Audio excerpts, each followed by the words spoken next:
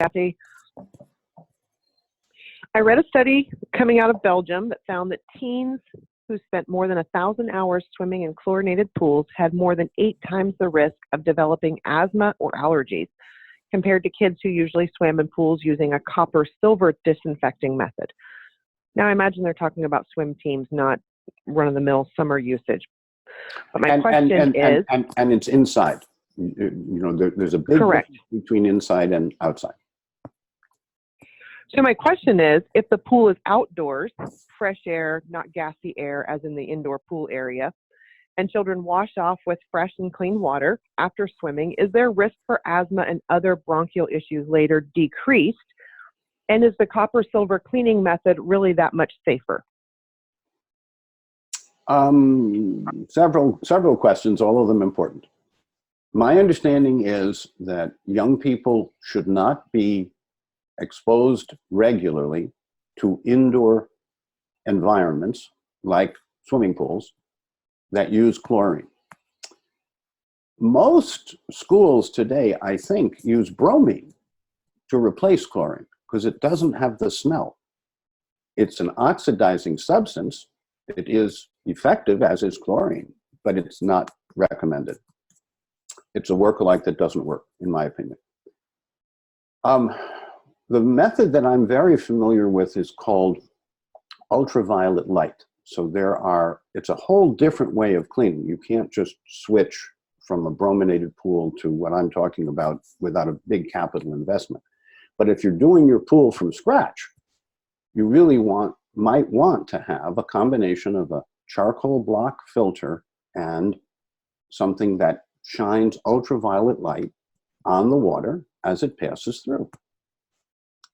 That has long been used in places where asthmatic people are treated. Now, outside, very different situation. And yes, if you rinse off before and after, if you take your antioxidants, including the perc potency, etc., there really shouldn't be any detectable effects.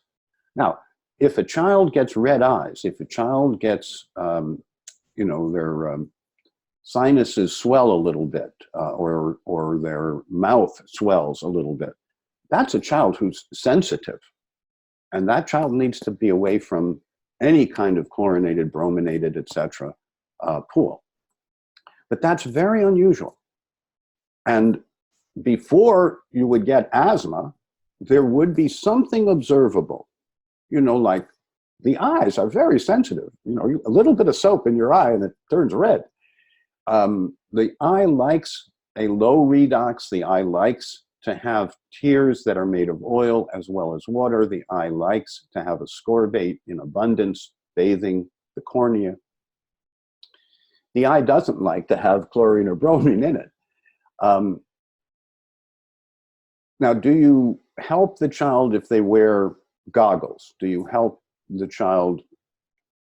And my answer there is, goggles are an option, but not a tube, not something that goes in their mouth, because usually the thing in their mouth is plastic. And now you add another whole set of issues that do increase the asthma risk.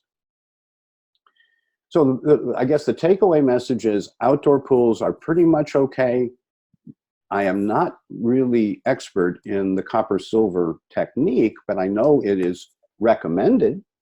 I'll try and learn more about it, and if I learn anything intelligent, I'll be happy to share it with everybody. I can tell you my understanding of its chemistry is that it ought to be pretty effective.